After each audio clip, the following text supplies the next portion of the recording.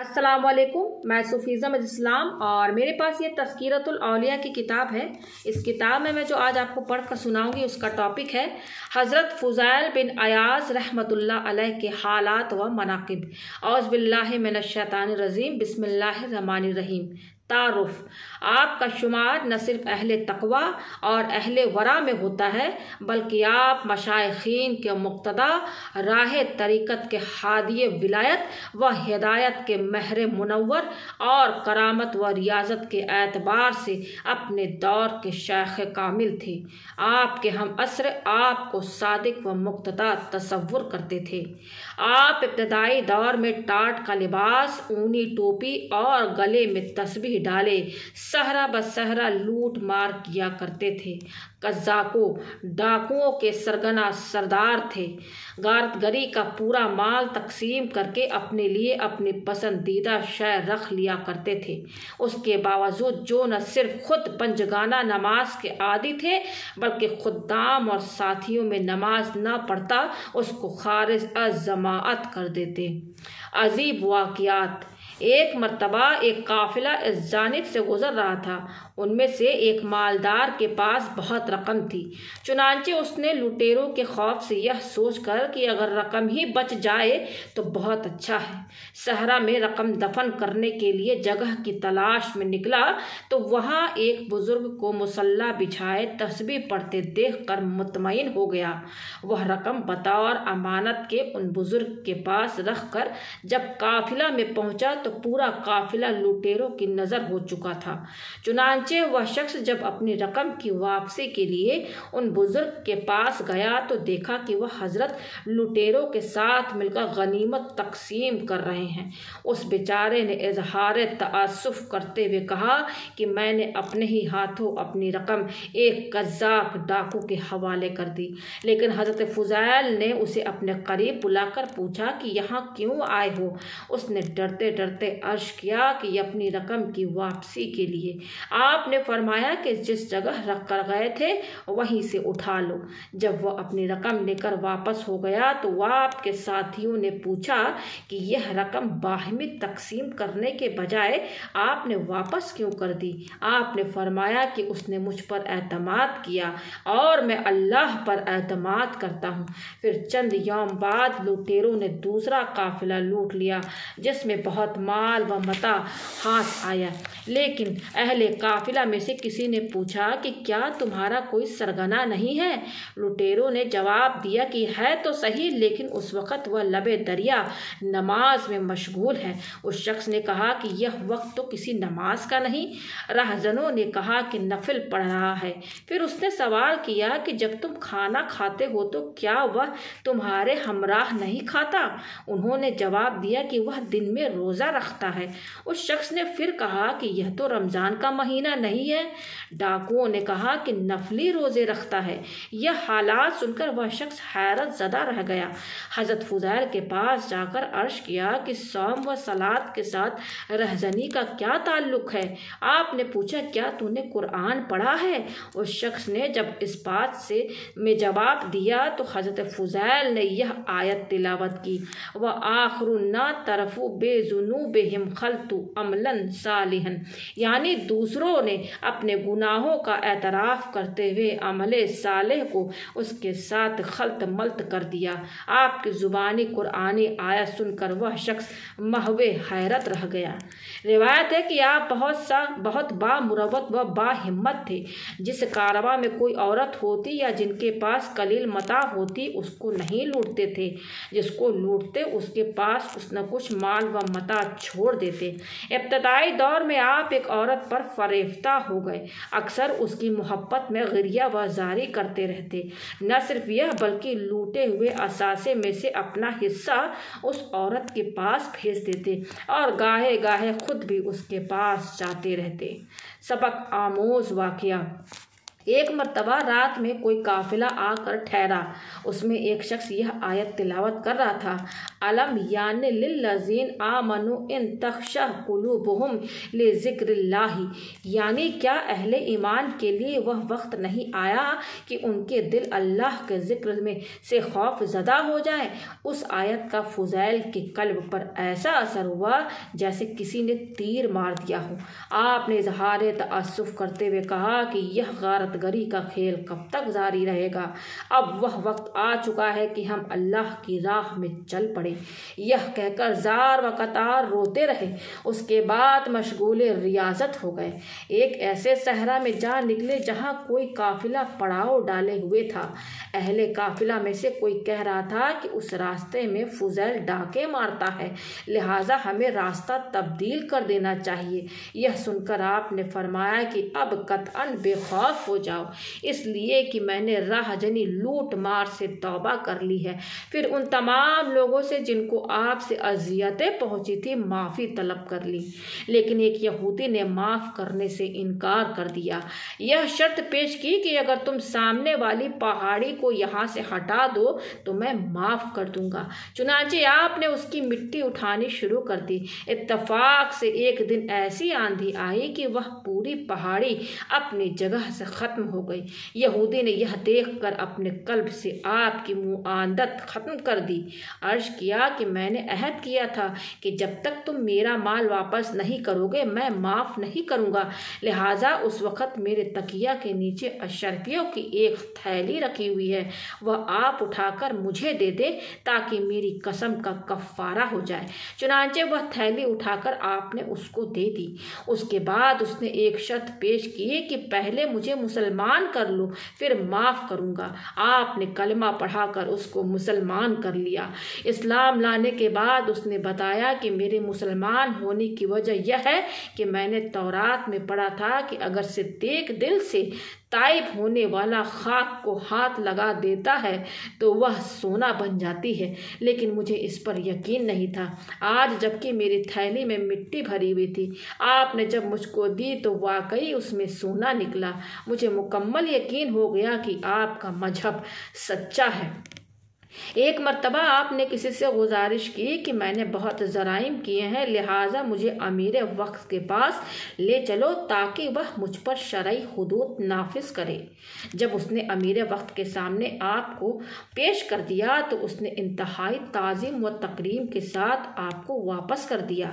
जब आपने अपने घर के दरवाजे पर जाकर आवाज़ दी तो बीवी ने इसमें हलाल से भरी हुई आवाज़ सुनकर यह तसव्वुर किया कि शायद आप ज़ख्मी हो गए हैं।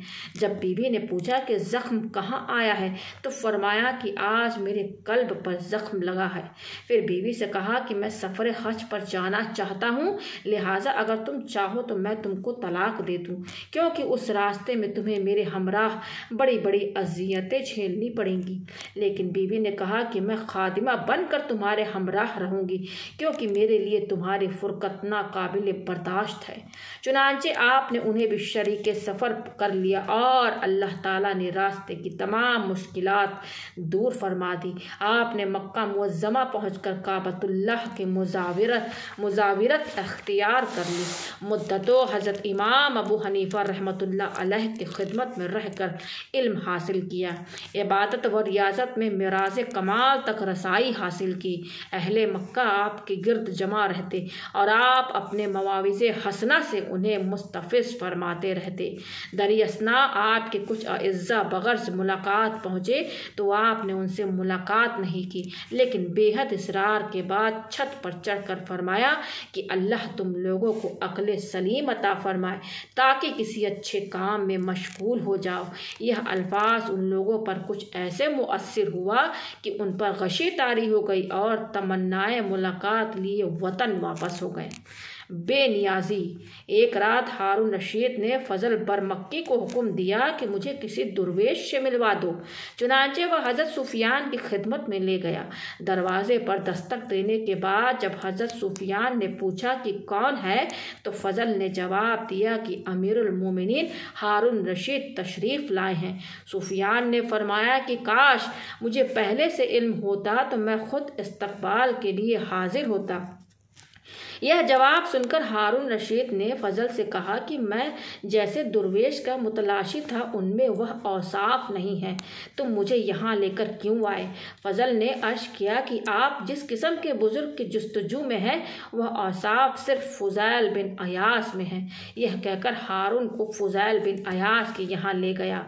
उस वक़्त आप यह आयत तिलावत फरमा रहे थे कि अम हसीबल लजीन ज़तरा हुसै आती अन नज अलहुम कल लजिन आमनु, यानी क्या लोग यह समझते हैं कि उन्होंने बुरे काम किए हम उनको नेक काम करने वालों के बराबर कर देंगे?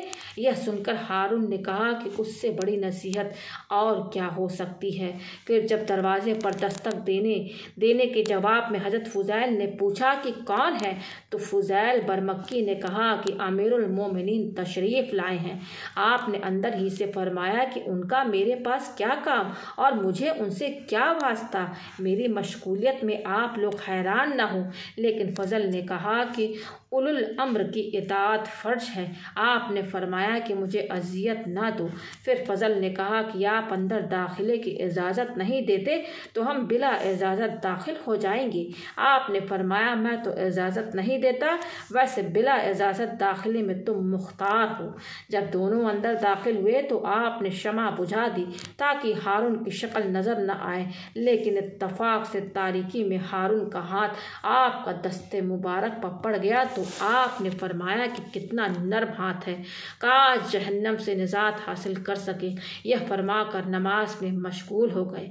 फरागत नमाज के बाद जब हारून ने अर्ज किया कि आप कुछ इरशाद फरमाएं तो वह आपने फरमाया कि तुम्हारे वालिद हुजूर अकरम सल्लल्लाहु अलैहि वसल्लम के चचा थे, और जब उन्होंने हुजूर अकरम सल्लल्लाहु अलैहि वसल्लम से इस्तिदआ की कि मुझे किसी मुल्क का हुक्मरां बना दीजिए तो हुजूर पाक सल्लल्लाहु अलैहि वसल्लम ने फरमाया कि मैं तुम्हें तुम्हारे नफ्स का हुक्मरां बनाता हूँ, क्योंकि दुनियावी हुकूमत तो रोज़े महशर वजह नदामत बन जाएगी। यह सुनकर हारून ने अर्ज किया कि कुछ और इरशाद फरमाए। आपने फरमाया कि जब उमर बिन अब्दुल अजीज़ को सल्तनत हासिल हुई तो उन्होंने कुछ जी अक्ल लोगों को जमा करके फरमाया कि मेरे ऊपर एक ऐसा बारे गिरा डाल दिया गया है जिससे छुटकारे की कोई सबील नज़र नहीं आती। उनमें से एक ने मशवरा दिया कि आप हर सिन रसीदा मोमिन को बाप की जगह तसव्वुर करें और हर जवान को बमंजिला भाई के और बेटे के तसव्वुर करें और औरतों को माँ, बेटी और बहन समझे और उन्हें रिश्तों के मुताबिक उनसे हुस्न सुलूक से पेश आए। हारून रशीद ने फिर अर्ज किया कि कुछ और नसीहत फरमाए तो वह आपने फरमाया कि पूरी ममलकत इस्लामिया के बाशिंदों को अपनी औलाद तसव्वुर करो, बुजुर्गों पर मेहरबानी करो, छोटों से भाइयों और औलाद की तरह पेश आओ। फिर फरमाया कि मुझे खौफ है कि कहीं तुम्हारी हसीन व जमील सूरत नारे जहन्नम का ईंधन न बन जाए, क्योंकि महशर में बहुत सी हसीन सूरतों का नारे जहन्नम में जाकर हुलिया ही तब्दील हो जाएगा। बहुत से अमीर असीर हो जाएंगे। अल्लाह से खाइफ रहते हुए महशर में जवाबदेही के लिए हमेशा चौकस रहो, क्योंकि वहाँ तुमसे एक एक मुसलमान की बाज पुरस होगी। अगर तुम्हारी कलमरू में एक गरीब औरत भी भूखी सो गई तो महशर में तुम्हारा गिरबान पकड़ लेगी। हारून पर यह नसीहत आमेज़ गुफ्तगू सुनते सुनते गशी तारी हो गई और फजल बरमक्की ने हज़रत फुज़ैल से कहा कि जनाब बस कीजिए, आपने तो अमीरुल मोमिनीन को नीम मुर्दा ही कर दिया। हज़रत फुज़ैल ने फरमाया कि ए हामान खामोश हो जा, मैं नहीं बल्कि तूने और तेरे जमात ने हारून को जिंदा दरगोर कर दिया है। यह सुनकर हारून पर मजीद रिक्कत तारी हो गई और फजल बरमक्की से कहा कि मुझे फिरौन तस्वुर करने की निस्बत से तुझे हमान का खिताब दिया है। फिर हारून ने पूछा कि आप किसी के मकरूज तो नहीं हैं? फरमाया बेशक अल्लाह ताला का कर्जदार है, उसकी अदायगी सिर्फ इताअत ही से हो सकती है, लेकिन उसकी अदायगी भी मेरे बस से बाहर है, क्योंकि महशर में मेरे पास किसी सवाल का जवाब न होगा। फिर हारून ने अर्ज किया कि मेरा मकसद दुनियावी कर्ज से था। आपने फरमाया कि अल्लाह ताला की अता करदा नेमतें ही इतनी हैं कि मुझे कर्ज लेने की ज़रूरत नहीं। इसके बावजूद हारून ने बतौर नजराना 1000 दिनार की थैली पेश करते हुए अर्ज किया कि यह रकम मुझे अपनी वालिदा के वर्षा में हासिल हुई है, इसलिए कतअन हलाल है। यह सुनकर आपने फरमाया कि सदहैफ मेरी तमाम बंद व नसाई बेसुध होकर रह गई, क्योंकि तुमने ज़रा सा भी असर कबूल नहीं किया। मैं तो तुम्हें दावत नजात दे रहा हूँ और तुम मुझे मेरे हिलाकत का गार में झोंक देना चाहते हो, क्योंकि जो माल मुस्तहकिन को मिलना चाहिए वह तुम गैर मुस्तहकिन में तकसीम करने के ख्वाह हो। उसके बाद हारून ने रुखसत होते वक़्त फजल बरमक्की से कहा कि यह वाकई साहिब फजल बुजुर्गों में से हैं। वली की औलाद हज़रत फ़ुज़ैल एक मर्तबा अपने बच्चे को आगोश में लिए हुए प्यार कर रहे थे कि बच्चे ने सवाल किया कि क्या आप मुझे अपना महबूब तस्वुर करते हैं? फरमाया कि बेशक। फिर बच्चे ने पूछा कि अल्लाह ताला को भी महबूब समझते हैं? फिर एक कल्ब में दो चीज़ों की महबूबियत कैसे जमा हो सकती है? यह सुनते ही बच्चे को आगोश से उतार कर मशरूफ़ इबादत हो गए। मैदान अरफात में लोगों की गिरिया वजारी का मंजर देखकर फरमाया कि अगर इतनी गिरिया वजारी के साथ किसी बखील से भी दौलत तलब करे तो शायद वह भी इनकार नहीं कर सकता। लिहाजा ए मालिक हकीकी, इतनी गिरिया वजारी के बाद मग़फ़िरत तलब करने वालों को यकीनन माफ़ फरमा देगा। अरफा की शब में किसी ने आपसे सवाल किया कि अरफात के मुतालिक जनाब का क्या ख्याल है? फरमाया कि अगर फ़ुज़ैल उनमें शामिल न होता कि यकीनन सबकी मग़फ़िरत हो जाती। रमूज़ व इशारात। आपसे किसी ने सवाल पूछा कि खुदा की मोहब्बतें में राज़े कमाल तक किस वक़्त पहुँचती है? फरमाया कि जब दुनिया और दीन बंदे के लिए मसावी हो जाए। फिर किसी ने सवाल किया कि अगर कोई फ़र्द इस खौफ से लब्बैक न कहता हो कि जवाब नफ़ी न मिल जाए तो उसके मुतालिक आपकी क्या राय है? फरमाया कि इससे ज़्यादा बुलंद मर्तबत कोई नहीं। फिर असासे दीन के मुतालिक सवाल के जवाब में फरमाया कि अक्ल दीन की बुनियाद है और अकल की बुनियाद इल्म और इल्म की बुनियाद सब्र है। हज़रत इमाम अहमद बिन हम्बल फरमाया करते थे कि मैंने अपने कानों से हज़रत फ़ुज़ैल को यह कहते हुए सुना कि तालिबे दुनिया रुसवा व जलील होता है। जब मैंने अपने लिए कुछ नसीहत करने के मुतालिक अर्ज़ किया तो फरमाया कि खादिम बने मखदूम न बनो, क्योंकि खादिम बनना ही वजह सआदत है। एक मरतबा बशर हाफ़ी ने पूछा कि ज़ुहद व रज़ा में अफजल कौन है? फरमाया कि रज़ा को फजीलत इसलिए हासिल है कि जो राज़ी पर रज़ा रहता है वह अपनी बिसात से ज़्यादा तलब नहीं करता। सुफियान सूरी फरमाया करते थे कि एक मर्तबा मैं रात को आपकी खदमत में हाजिर हुआ। कुरान व हदीस के बयान के बाद मैंने अर्ज किया कि आज की नशिस्त और रात दोनों मुबारक हैं और खलवत से कहीं ज़्यादा अफसल। फरमाया कि यह न कहो आज की शब तो तमाम रातों से कभी है, क्योंकि आज की शब हम दोनों इसी तसव्वुर में गर्क रहेंगे कि गुफ्तगू का मौजू ऐसा होना चाहिए कि जो हम दोनों का पसंदीदा हो, जबकि इस तसव्वुर से खलबत नशीनी और ज़िक्र इलाही में मशगूलियत कहीं ज़्यादा बेहतर है। इरशादात। आपने हज़रत अब्दुल्लाह को सामने से आते हुआ देखकर फरमाया कि जिधर से आए हो उधर ही लौट जाओ, वरना मैं लौट जाऊंगा, क्योंकि तुम्हारी आमद की गायत सिर्फ यह होती है कि हम दोनों बैठकर बातें करें। एक मर्तबा आपने किसी से हाजिर खिदमत होने की वजह दरियाफ्त की तो उसने अर्ज किया कि मेरी आमद का मकसद आपकी शीरी बयानी से महजूज होना है। आपने कसम खाकर फरमाया कि यह बात मेरे लिए बहुत ही वहशत अंगेज है, क्योंकि तुम्हारी आमद का मकसद सिर्फ इतना है कि हम दोनों झूठ और फरेब में मुब्तला रहें, लिहाजा यहाँ से फ़ौरन चले जाओ। एक मर्तबा आपने फरमाया कि मेरी ख्वाहिश सिर्फ इस गज़ से अलील हो जाने की है कि बाद जमाअत नमाज अदा न करनी पड़े, किसी की शक्ल तक नज़र न आए, क्योंकि बंदगी एक ऐसी खलबत नशीनी का नाम है जिसमें किसी की सूरत नज़र न पड़े, और मैं ऐसे शख्स का बहुत ममनून होता हूँ जो न तो मुझे सलाम करे और न मिजाज पुरसी को आए, क्योंकि लोगों से मेल मिलाप और अदम तन्हाई नेकी से बहुत दूर कर देते हैं। जो शख्स शख्स महज आमाल पर गुफ्तगू करता है उसकी गुफ्तगू लगव और बेसुध होती है, और जो अल्लाह ताला से खौफ रखता है उसकी ज़ुबान गुंग हो जाती है।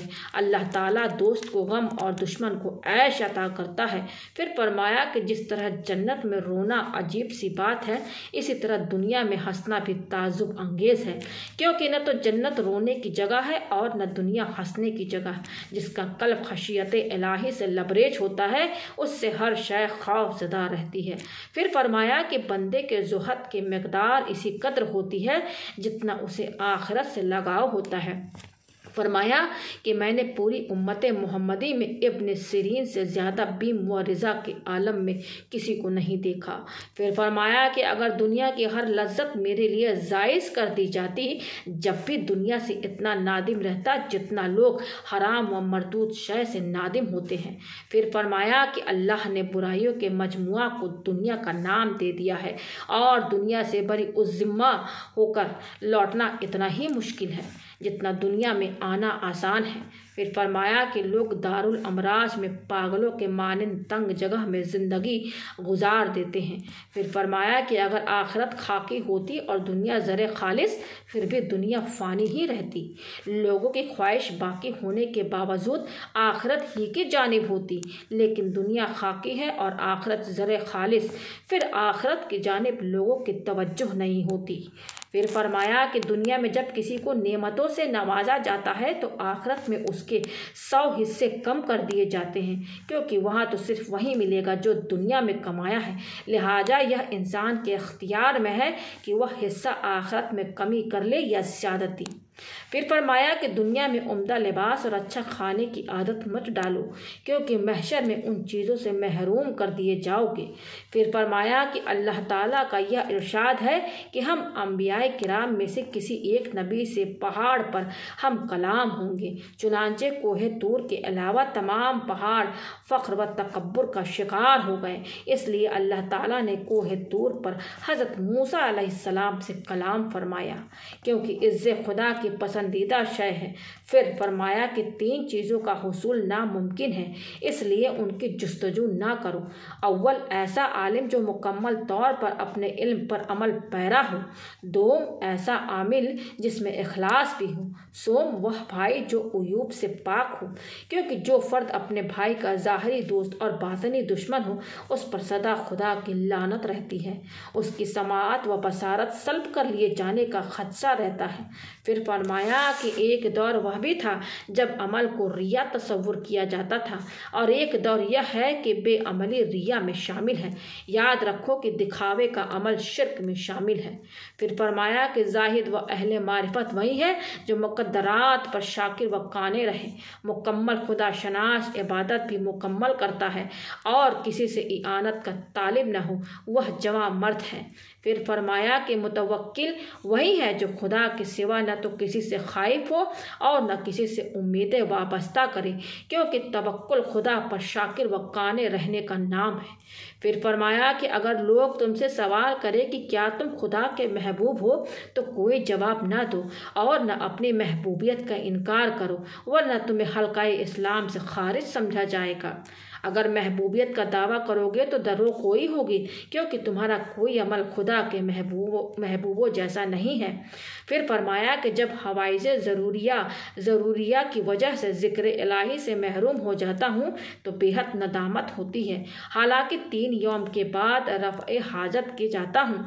फिर फरमाया कि बहुत से लोग गुस्ल के बाद पाक हो जाते हैं, लेकिन बहुत से बज़न हज व ज़ियारत काबा के बाद भी नजिस लौटते हैं। फिर फरमाया कि दानिशमंदों से जंग करना अहमकों के साथ मिठाई खाने से ज़्यादा सहल है। फिर फरमाया कि जो लोग चौपायों पर लअन तअन करते हैं तो वह चौपाए कहते हैं कि हम में और तुझ में जो लानत का ज़्यादा मुस्तहिक हो उस पर लानत हो। फिर फरमाया कि अगर मुझे अपनी दुआ की मकबूलियत का इकान होता तो मैं अपने बजाय सुल्तान वक्त के लिए दुआ करता, ताकि मखलूक को ज़्यादा सुकून हासिल होता। क्योंकि अपने लिए दुआ करने में अपना ही मफाद पोशीदा होता है। फिर फरमाया कि खाने और सोने की ज़्यादती बाइसे हलाकत होती है। फिर फरमाया कि 2 खसलतें हिमाकत पर मबनी हैं। अव्वल बिला वजह हंसना, दोम दिन रात की बेदारी से गुरेज करना और ख़ुद अमल ना करते हुए दूसरों को नसीहत करना। फिर फरमाया कि अल्लाह ताला का यह इरशाद है कि जो मुझे याद करता है मैं उसे याद करता हूँ, जो मुझे भुलाता है मैं उसको भुला देता हूँ, और मेरे फ़ेल के बाद मुझे याद करना जुर्म है। फिर फरमाया कि अल्लाह ताला का इरशाद है कि मासियत करने वालों को मुबारकबाद दे दो कि जब तुम तौबा करोगे मैं कबूल करूँगा, और सिद्दीकीन को डरा दो कि अगर मैं महशर में अदल करूँगा तो सब मुस्तौजिबे अजाब होंगे। वाक़ियात। एक मर्तबा एक बच्चे का पेशाब बंद हो गया तो आपने दुआ फरमाई कि अल्लाह तुझे मेरी दोस्ती की कसम उसका मर्ज दफ़ा फरमा दे। चुनांचे बच्चा उसी वक़्त सेहत याब हो गया। आप अपनी दुआओं में अक्सर यह फरमाया करते कि अल्लाह तेरा दस्तूर तो यह है कि अपने महबूब बंदों और उनके बीवी बच्चों को भूखा नंगा रखता है और उनको ऐसी गुर्बत देता है कि घर में रोशनी तक का इंतज़ाम नहीं होता। फिर भला तूने मुझे दौलत क्यों अता फरमाई? क्या मैं तेरे महबूब बंदों के मर्तबा का फ़र्द नहीं हूँ? कभी यह दुआ करते कि मुझे अजाब से नजात देकर मेरे हाल पर करम फरमा, क्योंकि तू अलीम व सत्तार है। मशहूर है कि आपको 30 बरस किसी ने कभी हंसते हुए नहीं देखा, लेकिन जब आपके साहबजादे का इंतकाल हुआ तो आप मुस्कुराते रहे, और जब लोगों ने वजह पूछी तो फरमाया कि चूँकि अल्लाह ताला उसके मरने से खुश हुआ लिहाजा मैं भी उसकी रज़ा में खुश हूँ। किसी कारी ने बहुत खुश इल्हानी के साथ आपके सामने कोई आयत तिलावत की तो आपने फरमाया कि मेरे बच्चे के नज़दीक जाकर तिलावत करो, लेकिन सूरह अल कारिया हरगिज़ मत पढ़ना, क्योंकि खशियत इलाही की वजह से वह ज़िक्र क़यामत सुनने की इस्तिताअत नहीं रखता। मगर कारी ने वहाँ पहुँचकर सूरह क़िरात की। आपके साहबजादे एक चीख मार कर दुनिया से रुखसत हो गए। ज़िंदगी के आखिरी लम्हात में आपने फरमाया कि मुझे पैगंबरों पर इसलिए रश्क नहीं आता कि उनके लिए भी कब्र व क़यामत और जहन्नम व पुलसिरात का मरहला है। वह नफ्सी नफ्सी के मंजिल से गुजरेंगे, और मलाइका पर इसलिए रश्क नहीं आता कि वह इंसानों से भी ज़्यादा खौफज़दा रहते हैं। अलबत्ता उन पर ज़रूर रश्क आता है जिन्होंने शिकमे मादर से जन्म ही नहीं लिया है। इंतकाल के वक़्त आपकी 2 साहबजादियाँ मौजूद थी।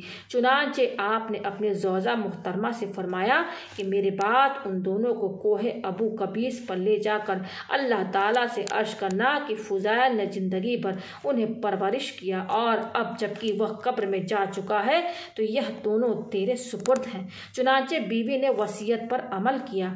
अभी दुआ में मशगूल थी कि सुल्तान यमन इधर आ निकला। उसने दोनों साहबजादियों को अपनी किफ़ालत में लेकर उनकी वालिदा से इजाज़त के बाद अपने 2 लड़कों से उन दोनों की शादियां कर दी। रिवायत। अब्दुल्लाह बिन मुबारक फरमाया करते थे कि हज़रत फ़ुज़ैल की मौत के वक़्त अर्ज़ व समा हुस्न व मलाल में गर्क थे।